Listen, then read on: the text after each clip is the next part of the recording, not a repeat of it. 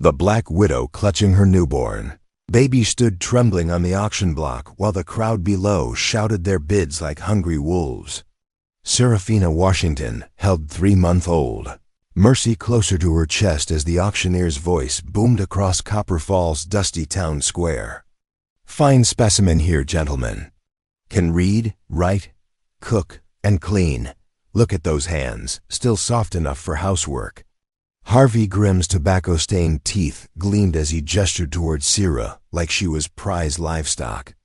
The September sun beat down mercilessly on the wooden platform. Sweat beaded on Sierra's dark skin, but her spine remained straight. Her eyes swept the jeering faces below with quiet defiance. $50, called out a voice from the back. 75, shouted another. Magnus Hartwell stepped forward from the crowd. His black suit was pristine despite the dust swirling around everyone else. Silver hair slicked back with pomade, eyes like winter ice. $100. The crowd murmured. Hartwell owned half the territory, and his reputation with women was darker than his expensive clothes. Sierra's grip tightened on baby Mercy. The infant stirred, sensing her mother's fear. 100 going once, Grimm called out. Sierra closed her eyes. Her husband James had been dead 3 months. His gambling debts had fallen to her like stones into still water. Now those debts would drag her and Mercy into something worse than death. 150, Hartwell's voice cut through the dusty air. From the edge of the crowd, Ezekiel Brennan watched with growing horror, the tall rancher's weathered hands clenched at his sides. 3 years had passed since he'd buried his wife Sarah and their unborn child. 3 years of working his ranch alone, speaking to no one but his horses and his bitter old foreman. But this woman on the auction block reminded him of Sarah's strength. The way she held her chin high despite everything. The protective curve of her arms around her baby. 200, Hartwell called, his voice hungry. Going once. Zeke's chest tightened. He thought of Sarah's grave on the hill behind his house. The wooden cross he'd carved with shaking hands. The promises he'd whispered to the wind about being a better man. Going twice. The crowd fell silent. Hartwell's smile spread like spilled oil. $500. Every head turned toward Zeke's voice. His throat felt raw, like he'd been shouting, though he'd barely spoken above the crowds. Noise. Hartwell's ice-blue eyes found him instantly. Grimm's hammer froze mid-swing. Did you say 500, Mr. Brennan? I did. The crowd exploded in whispers. $500 was more than most men saw in 2 years. Hartwell's face darkened like a storm cloud. You don't know what you're buying, Brennan. Hartwell's voice carried clear across the square. Zeke stepped through the parting crowd. I know exactly what I'm doing. His boots echoed on the wooden steps as he climbed to the platform. Up close. Sierra's intelligence blazed in her dark eyes. She studied him like a puzzle she needed to solve quickly. Her baby daughter slept peacefully despite the chaos below. Zeke counted out the money from his leather pouch. $500 in gold. And silver. His savings from 3 years of selling cattle and living like a hermit. Sold to Ezekiel Brennan, Grimm announced, his hammer finally falling. Hartwell's men pressed closer to the platform. 6 of them, all armed, all watching their boss for orders. The land baron's jaw worked like he was chewing nails. This ain't over, Brennan. Not by a long shot. Zeke helped Sierra down from the platform. Her hand trembled in his, but her voice stayed steady when she whispered, Why? Because it was right. They walked through the hostile crowd toward Zeke's wagon. Sierra clutched baby Mercy with one arm while her free hand moved to something hidden. In her dress folds, a knife handle, Zeke realized. She was ready to fight if this turned bad. The wagon ride out of town stretched in tense silence. Dust clouds followed them down the dirt road. Sierra kept glancing back, watching for pursuit. Her baby daughter's soft breathing was the only sound besides creaking wheels and horse hooves. Where are you taking us? Sierra finally asked. My ranch. 15 miles north. And then? Zeke considered his words carefully. Then you decide what comes next. You're free people under my protection. Nothing more, nothing less. Sierra's eyes widened slightly. No white man had ever called her free before. She whispered something to baby Mercy, too quiet for Zeke to hear. Something about Daddy's map and being saved. The ranch buildings appeared as the sun touched the western mountains. A modest house, a barn, corrals filled with cattle. Smoke rose from the bunkhouse chimney where Cactus Pete would be cooking his evening meal. As they pulled up to the main house, the old foreman emerged from the barn. Pete's face went through several expressions. When he saw Sierra and the baby, none of them welcoming. What in blazes have you done, Zeke? Brought home some folks who needed help. Help? Pete spat tobacco juice into the dirt. You brought home trouble is what you done. Zeke climbed down from the wagon and helped Sierra to the ground. Baby Mercy stirred but didn't wake. She's not property, Pete. She and the baby are under my protection as free people. The words hung in the cooling air like smoke. Sierra stared at Zeke with something approaching wonder. Pete's weathered face cycled through anger, fear, and resignation. Free people, Sierra repeated softly, testing the words. That's right. But, even as Zeke spoke, he noticed Sierra glancing toward the house's fireplace, visible through an open window. Later that evening, as he tended his horses, he would see her burning papers in those flames. Documents that looked suspiciously like maps before they turned to ash. The woman he'd saved was hiding something. Something that might explain why Magnus Hartwell had wanted her so badly. Something that could get them all killed. 2 weeks passed. Like water through cupped hands. Sierra proved herself with quiet efficiency that surprised even Pete's stubborn heart. She treated the sick cattle with herbs she gathered from the creek bed. Mixed poultices that drew infection from wounds that wouldn't heal. Her hands moved with purpose across everything she touched. Mending torn shirts, grinding corn into meal, teaching baby Mercy to smile at the morning light streaming through clean windows. Zeke built her a separate cabin behind the main house. Hammer strikes echoed across the valley as he worked alone in the early hours. Pete watched from the barn doorway, chewing tobacco and shaking his head. You're making a mistake, the old foreman muttered. But Sierra's intelligence cut through his prejudice piece by piece. She could calculate feed costs in her head faster. Then Pete could scratch numbers in the dirt. Knew which plants would poison cattle and which would cure them. The town had started talking. Whispers followed Zeke whenever he rode into Copper Falls for supplies. Reverend Blackwood cornered him outside the general store. Folks are saying you're living in sin with that woman. Zeke's jaw tightened. Folks say a lot of things. This ain't just talk, Ezekiel. Magnus Hartwell's been spreading poison about. You and her, says you stole his property. The wind picked up dust between them, carried the smell of coming rain. She's not property, never was. But the damage spread through town connections. Supply deliveries stopped coming to the ranch. The banker refused to meet Zeke's eyes when he came to make deposits. 3 of his best cattle disappeared one night, leaving only trampled grass and hoofprints pointing toward Hartwell's land. Sierra felt the isolation pressing against her ribs. She worked harder, as if perfect housekeeping could shield them from the world's judgment. Baby Mercy grew plumper and happier, but Sierra's shoulders carried tension tighter than fence wire. Late. One October night, Mercy's crying cut through the house's silence. Teething had made her fussy, and nothing seemed to comfort her. Sierra walked the floors, singing soft lullabies her own mother had taught her in slavery times. Zeke found them by the dying fireplace. Sierra swayed on her feet, exhaustion carved into her face. Mercy's cries had worn themselves thin, but wouldn't stop. Let me try. Sierra hesitated. Men didn't tend babies in her experience. But something in Zeke's face made her trust. She placed Mercy in his calloused hands. He rocked the baby with surprising gentleness, hummed an old trail song under his breath. Mercy's crying faded to hiccups, then silence. Her tiny fingers wrapped around Zeke's thumb.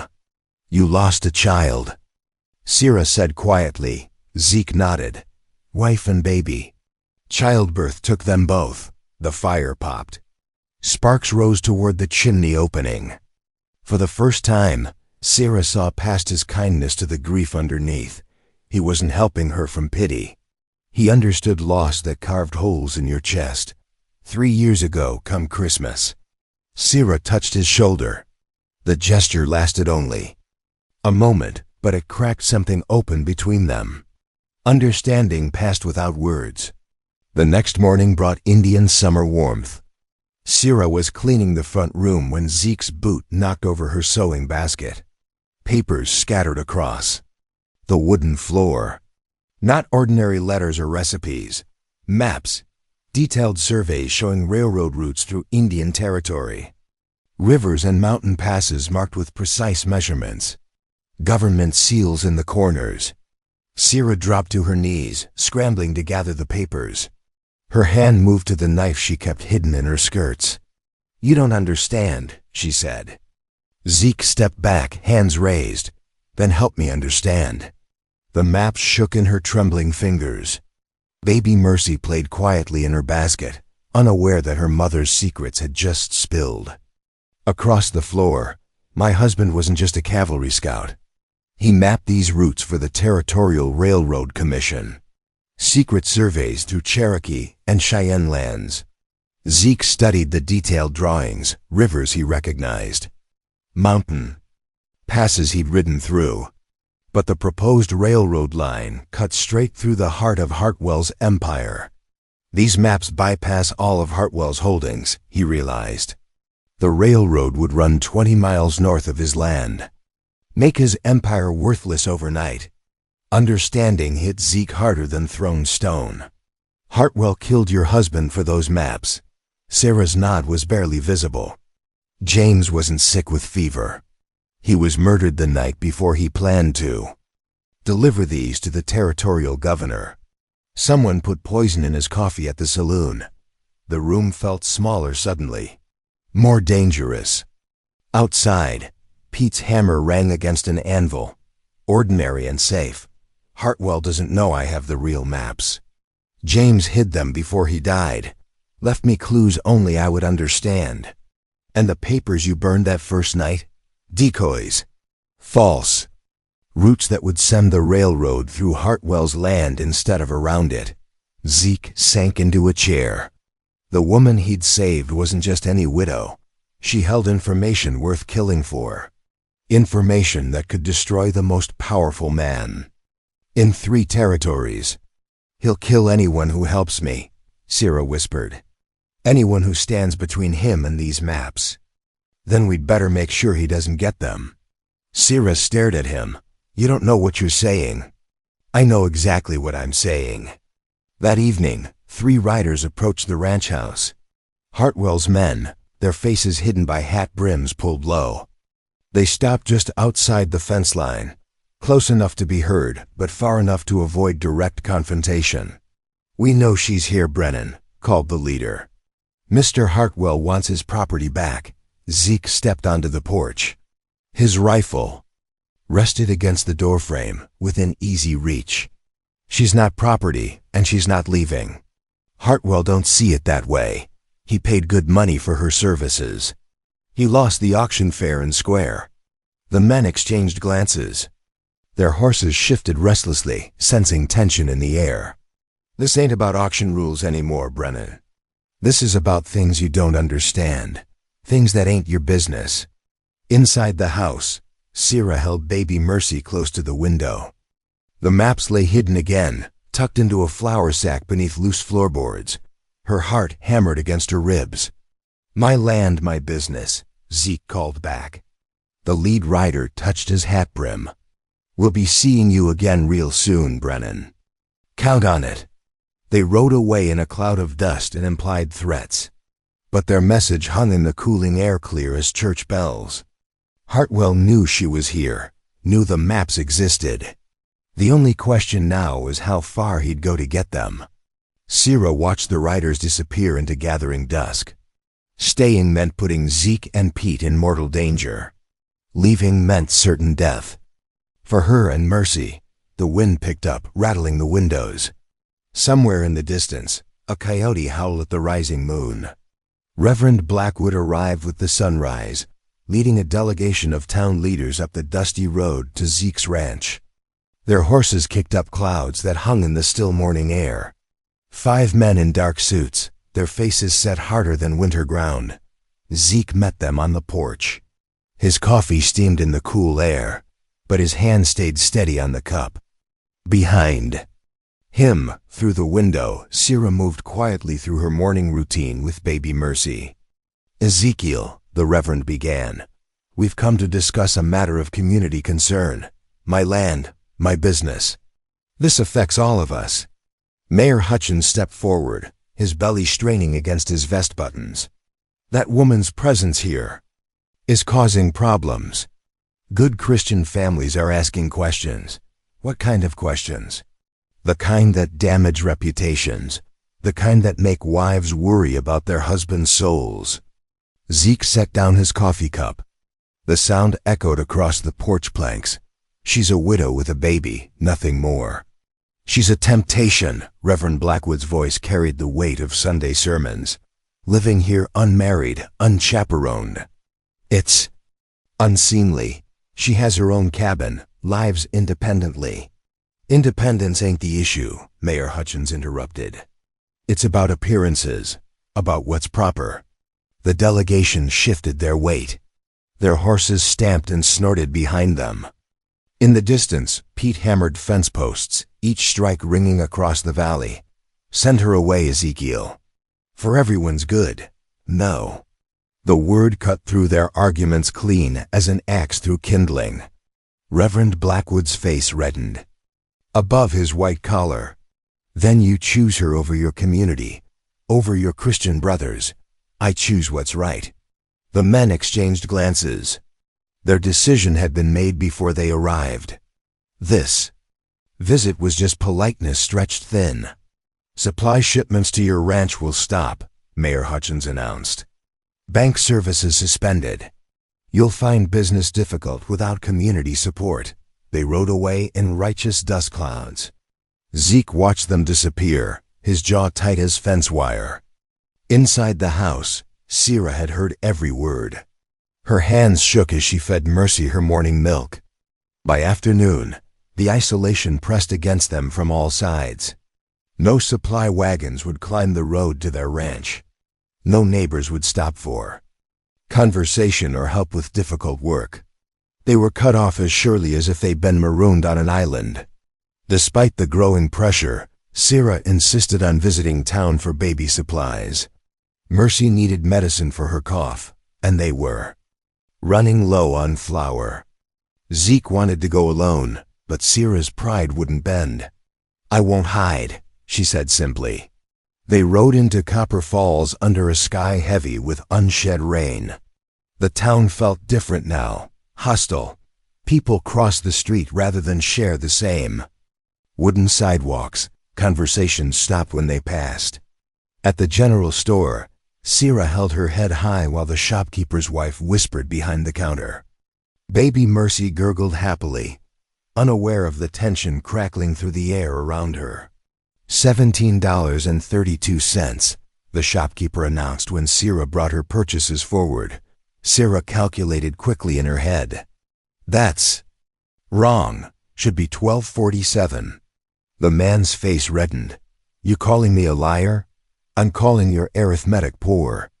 She walked him through each item's cost, adding the figures aloud while he fumbled with his ledger. Other customers gathered to watch. A black woman correcting a white man's mathematics was something they'd never seen. The shopkeeper recalculated. Reluctantly, $12.47, he muttered.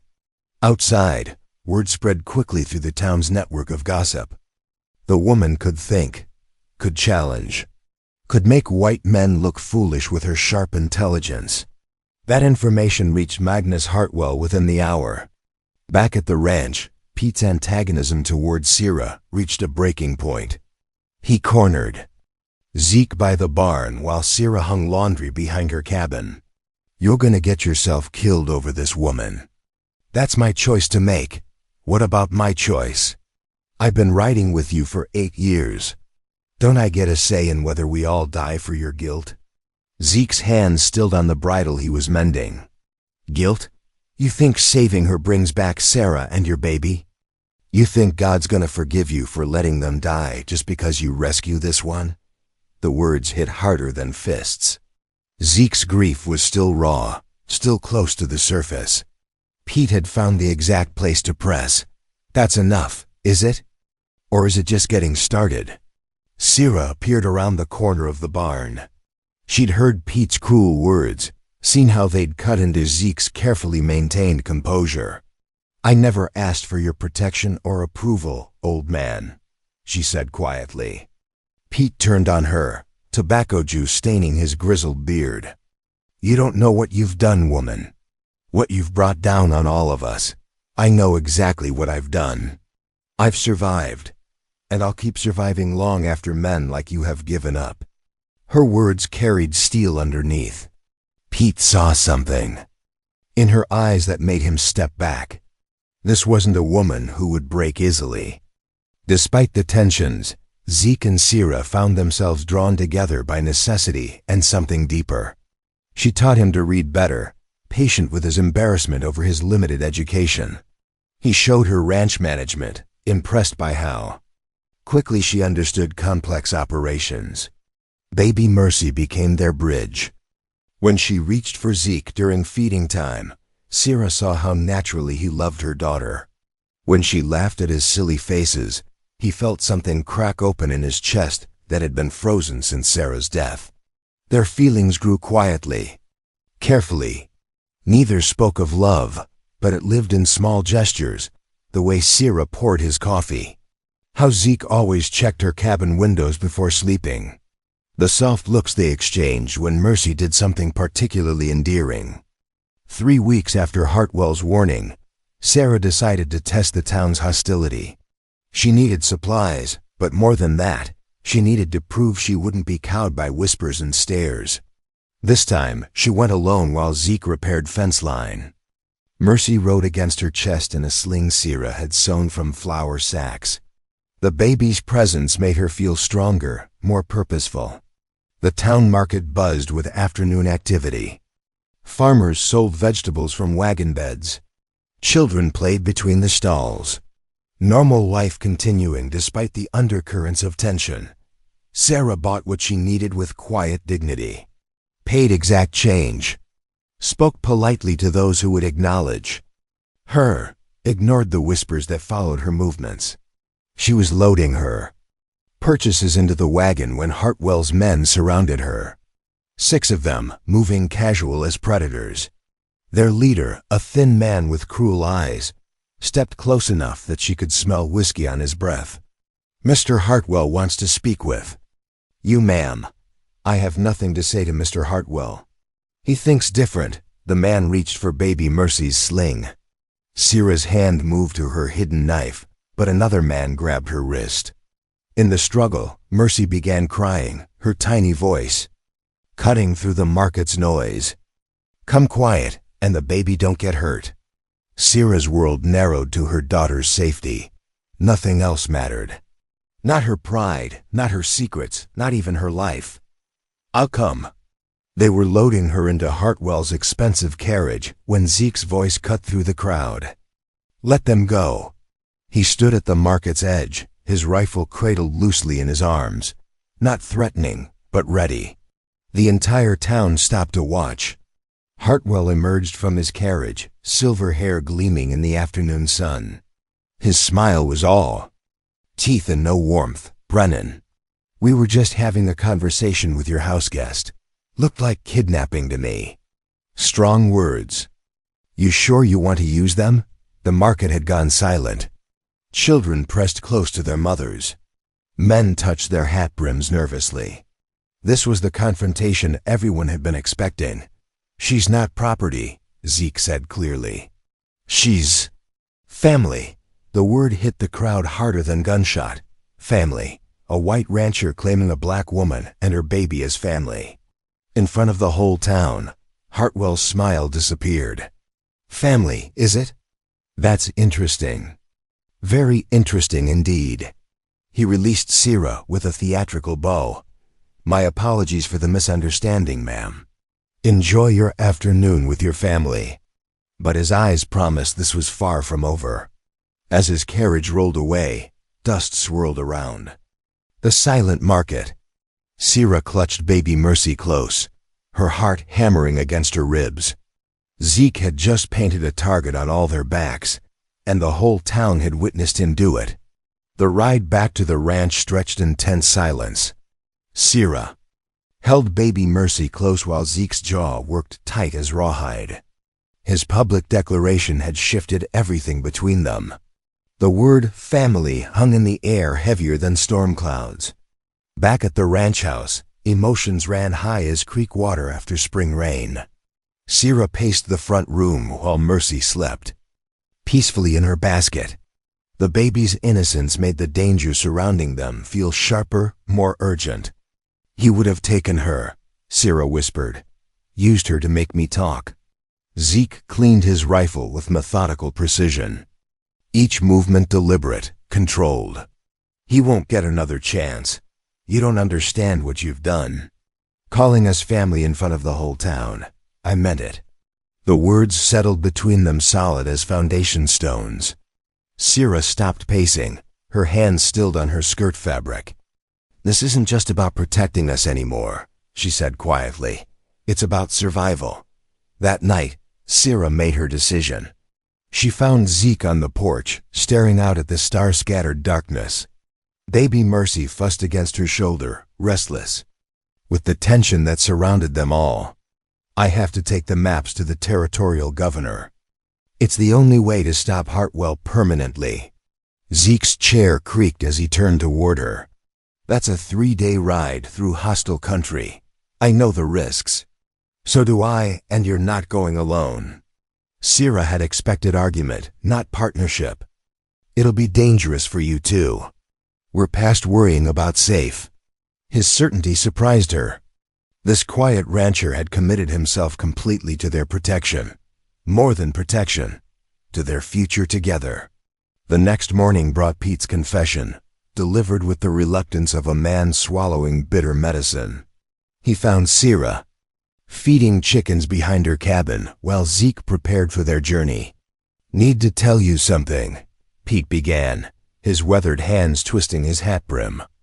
Sierra scattered corn for the hens without looking up. "Then tell it. 20 years back, I saw a rancher help a family. Black family, running from trouble down south. Good people, just trying to make a life. The chickens pecked around Sarah's feet, oblivious to the weight of Pete's words. That rancher got lynched for his kindness. Strung up from an oak tree while his neighbors watched, and I did nothing to stop it." Sierra's hand stilled on the feed bucket. She finally looked at Pete, seeing past his gruff exterior to the guilt eating him from inside. "I've been hostile to you because I'm scared. Scared of losing another good man to hatred. Scared of failing again when it matters. And now," Pete's voice cracked rough as old leather, "now I figure running from fear is worse than facing it." He pulled a folded paper from his shirt pocket. "Been watching Hartwell's men, tracking their movements. They got patterns, weaknesses. You'll need this. Information for your journey." Sierra took the paper, understanding flooding through her. Pete hadn't been just grumbling and complaining. He'd been protecting them in his own way, gathering intelligence while appearing hostile. "There's more," Pete continued. "I know a route through the mountains. Hidden trail I used during my trapping days. Hartwell's men won't know it." That afternoon, baby Mercy reached for Pete while he explained the mountain route to Zeke. The child's tiny fingers wrapped around the old man's calloused thumb, and something cracked open in his weathered face. Never had children, he said. Quietly, always figured I was too rough for such tender things. But Mercy gurgled happily at his attention, seeing no gruffness, only kindness. In that moment, Pete understood what Zeke and Sierra were building. Not just survival, but family. Chosen through courage rather than blood. The three adults spent the evening planning their strategy. Pete would stay at the ranch, making it appear they were still there, while Zeke and Sierra took the hidden mountain route to the territorial capital. Hartwell's got men watching the main roads, Pete explained, pointing to marks on his hand-drawn map, but this trail runs through Apache country. Most folks avoid it. What about the Apache? Sierra asked. They leave travelers alone mostly, long as you show respect. Don't take nothing that ain't yours. Don't leave messes behind. As they prepared for the journey, Sierra and Zeke found themselves working together with quiet efficiency. She packed supplies while he checked weapons and equipment. Baby Mercy would travel in a carrier Pete crafted from leather and soft cloth. That evening, with preparations complete, they sat around the fireplace planning final details. Mercy played on a blanket between them, her happy babbling a counterpoint to their serious conversation. When this is over, Zeke said quietly, I want to ask you properly. Not because you need protection, but because I can't imagine life without you both. Sarah's hands stilled on the sewing in her lap. And if we don't survive this, then we'll have tried to do right. That's worth something. The fire popped, sending sparks up the chimney. Outside, wind rattled the windows with promises of changing weather. Yes, Sierra said simply. Zeke looked up from cleaning his pistol. Yes? When you ask properly, the answer will be yes. Understanding passed between them deeper than words. They were committing to more than marriage, to building something together that could withstand the hatred surrounding them. The next morning dawned clear and cold. Frost covered the grass in silver patterns that would melt with the rising sun. Pete saddled their horses while Sierra secured baby Mercy in her travel carrier. You take care of that little one, Pete told them as they prepared to leave, and you both come back safe. I got too used to having family around. The word came naturally now. Family. Chosen and claimed despite every obstacle the world could throw at them. They rode out as the sun cleared the eastern mountains, following Pete's hidden trail into country that would test every bond they'd forged. Behind them, smoke rose from the ranch house chimney where Pete would maintain the illusion of their presence. Ahead lay 3 days of dangerous travel through wilderness and hostile territory. At the end, if they survived, waited the chance to destroy Magnus Hartwell and claim the future they'd chosen together. But first they had to reach the territorial capital alive. With baby Mercy depending on them both, failure wasn't an option. They could consider. The mountain trail wound upward through pine forests and rocky canyons. Each mile took them further from safety and deeper into the unknown, but also closer to the justice that would finally free them from the shadows of the past. Sarah adjusted baby Mercy's carrier and urged her horse forward. Behind her, Zeke rode with quiet determination. Ahead stretched the path toward their freedom. The wind carried the scent of pine and possibility through the mountain air. The mountain trail wound through pine forests thick as cathedral walls. Zeke led their small procession while Sierra followed, baby Mercy secured against her chest in Pete's leather carrier. The path climbed steadily upward, each switchback revealing new vistas of wilderness stretching toward distant peaks. Their horses picked careful steps along rocky ledges where a stumble meant death. The air thinned with altitude, forcing frequent stops to rest the animals. Mercy seemed to enjoy the journey, her dark eyes wide with wonder at the towering trees and dancing shadows. By afternoon of the first day, the trail had narrowed to barely more than a deer path. Ancient pines crowded close on both sides, their branches interlocking overhead to block most of the sky. The silence felt heavy, watchful. Zeke raised his hand, signaling a halt. Behind them, dust clouds rose above. The tree line. Riders pushing hard up the mountain slopes they'd left hours earlier. Hartwell's men, Sarah whispered. They urged their horses faster along the treacherous path. Baby Mercy bounced against Sarah's chest but made no complaint, as if sensing the danger surrounding them. Pine branches whipped at their clothes as they rode through passages barely wide enough for mounted travelers. The pursuit grew closer. Hoofbeats echoed off canyon walls, amplified by the mountain acoustics. Zeke counted at least 4 riders, maybe more. Too many to fight in open ground. He guided them into a narrow ravine where the trail split 3 ways. Without hesitation, he chose the steepest path, the one that climbed toward bare rock peaks, where horses would struggle but determined people might survive. The chase stretched through the afternoon. Their pursuers knew the country well, following tracks through terrain that should have hidden their passage. Hartwell had hired experienced men, hunters who could read sign in bare rock. As evening approached, they reached a small clearing beside a mountain stream. The horses needed water desperately, foam flecking their necks from the hard climb. Zeke and Sarah had no choice but to stop despite the approaching danger. While the animals drank, they shared jerky and hardtack in tense silence. Baby Mercy nursed quietly, her contentment a sharp contrast to the fear pressing against them from all sides. "They'll catch us if we keep running," Sarah said quietly. Zeke studied the terrain around their resting place. Steep slopes, loose shale. Limited visibility. Maybe that's not the worst thing. He'd spotted something their pursuers wouldn't expect. An old rockslide had created a natural fortress above the trail. If they could reach it before full darkness, they might turn the chase to their advantage. They climbed on foot, leading their exhausted horses up slopes that challenged every step. Baby Mercy rode secure in her carrier, trusting completely in the adults who carried her toward safety or disaster. The rockslide provided perfect concealment. They settled behind house-sized boulders with clear views of the trail below. Their horses stood quiet in a natural corral formed by fallen stones. Hartwell's men arrived an hour after sunset, their torches flickering among the pine trees. 4 riders, just as Zeke had estimated.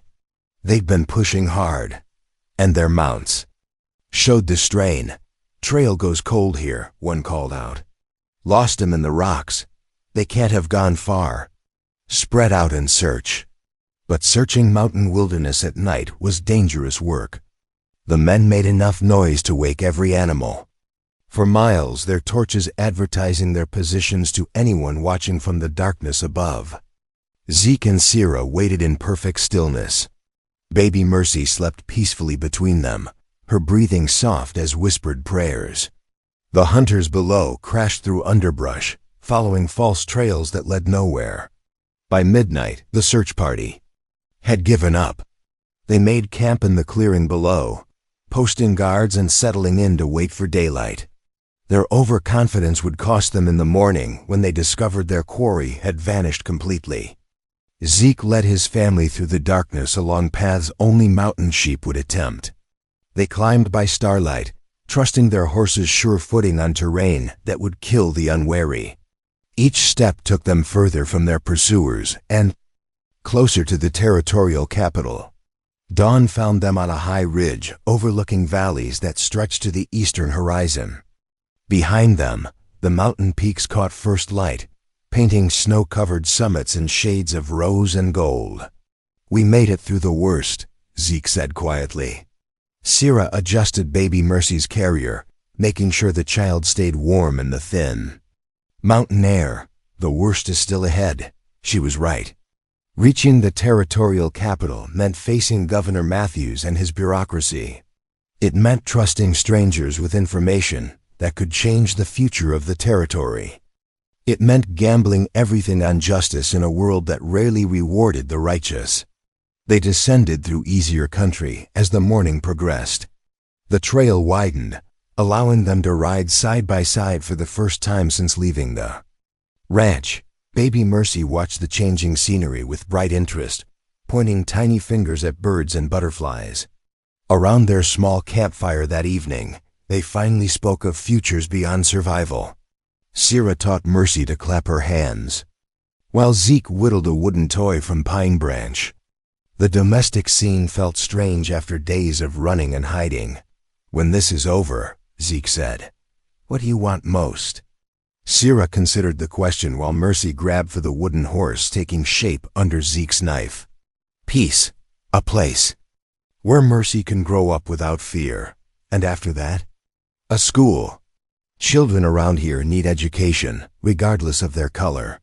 The fire crackled between them, sending sparks towards stars scattered thick as spilled grain across the mountain sky. They were building something together, piece by careful piece. Not just survival, but hope. The third day brought them to the territorial capital. Cheyenne sprawled across rolling prairie, its buildings brick and timber instead of the rough construction they were used to. The railroad had reached here 2 years earlier, bringing Eastern money and Eastern attitudes. But they soon discovered that Hartwell's influence had preceded them. At the governor's mansion, officious clerks turned them away with transparent excuses. Governor Matthews was too busy to see uninvited visitors. Perhaps they should make an appointment for next month. Sierra's carefully written letter changed everything. Her precise handwriting and formal language impressed the governor's secretary enough to grant them an audience. Education carried weight, even in frontier politics. Governor Matthews proved to be a careful man in his 50s, gray-bearded and sharp-eyed. He listened politely as Sierra explained about the railroad maps and her husband's murder. But his attention sharpened when she produced James Washington's detailed surveys. "These routes would save the railroad millions in construction costs," he admitted after studying the documents. "But Mr. Hartwell has presented compelling evidence of his own." The trap closed around them with bureaucratic efficiency. Hartwell had bought testimony, forged documents, and created a web of lies that painted Sierra as a murderer and thief. His version cast himself as the righteous victim trying to recover stolen property. "You'll need more than maps to contradict sworn statements," Governor Matthews warned. Baby Mercy chose that moment to reach for the governor with complete trust, her innocent smile breaking through his official reserve. In that gesture, he saw past political calculations to simple human truth. But before he could respond, commotion erupted in the outer office. A territorial marshal entered with arrest warrants, Hartwell close behind wearing his most righteous expression. "There's the murderess," Hartwell declared. "Arrest her for killing James Washington and stealing government property." The marshal reached for handcuffs while Baby Mercy began crying, sensing the sudden tension. Sierra's world narrowed to her daughter's safety. Nothing else mattered now. Then dust-covered boots sounded in the hallway. A familiar voice called out above the chaos. "Governor Matthews." "Got evidence you need to see." Pete burst through the doors, travel-stained and exhausted. Behind him came 2 men Zeke didn't recognize, their faces grim with purpose. "Fire at the Brennan Ranch," Pete announced. "But we caught ourselves a killer." Everything Sarah and Zeke had built together hung in the balance of Pete's next words. The governor's office erupted in controlled chaos as Pete stumbled through the doorway, his clothes torn and dusty from hard travel. Behind him came 2 men Zeke had never seen before. One wore a badge that caught the afternoon light streaming through tall windows. "What's the meaning of this interruption?" Governor Matthews demanded. Pete straightened despite his exhaustion. "Got James Washington's real killer, Governor. Caught him red-handed trying to burn down the Brennan Ranch." Hartwell's face went pale beneath his silver hair. "This is ridiculous. Some desperate attempt to distract from the real criminal." "Dutch Morgan confessed," Pete announced. "Told us everything." The second stranger stepped forward, removing his hat to reveal graying temples and intelligent eyes. "Deputy Marshal Collins, Territorial Jurisdiction." We've been tracking Morgan for 3 months on murder charges from Colorado territory. Sierra clutched baby Mercy closer, hope and fear warring in her chest. Everything depended on what came next. Morgan admitted to poisoning James Washington on Hartwell's orders, Deputy Collins continued. The confession is signed and witnessed. Hartwell's composure cracked slightly. Morgan's a known liar. Desperate men say anything to save their necks. He also had these. Pete pulled a leather pouch from his coat. James Washington's personal effects, taken from his body the night he died. Governor Matthews examined the contents. A pocket watch engraved with James's name. A photograph of Sierra holding newborn Mercy. A letter in James's handwriting, half finished and addressed to the Territorial Railroad Commission. This letter describes his discovery of corruption in the survey process. The governor read aloud. Names Magnus Hartwell as the man who offered bribes to alter the railroad. The evidence mounted piece by piece. Dutch Morgan's confession. Physical proof of James's murder. Documentation of the bribery scheme that would have made Hartwell millions while cheating the territory out of the most efficient railroad route. Furthermore, Deputy Collins added, we found witnesses in town who saw Morgan leave the saloon the night Washington died. Saw him dump something in the creek behind the building. Hartwell's lawyer-smooth voice turned desperate. This is all circumstantial, hearsay and speculation. The territorial court will decide that, Governor Matthews said firmly. Marshal, place Mr. Hartwell under arrest pending investigation. But Hartwell wasn't finished. As the marshal reached for him, he lunged towards Sierra and baby Mercy.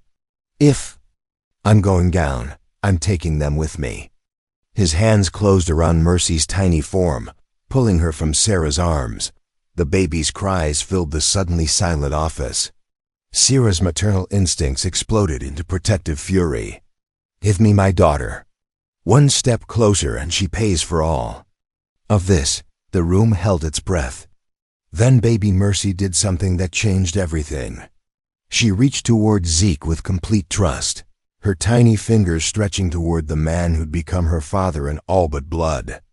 In that moment of distraction, Pete moved with surprising speed for his age. He tackled Hartwell from behind, sending them both crashing into the governor's desk. Baby Mercy tumbled safely into Zeke's waiting arms. The territorial marshal and Deputy Collins subdued Hartwell quickly. His empire of corruption crumbled in the space of minutes, brought down by an old cowboy's courage and a baby's innocent trust.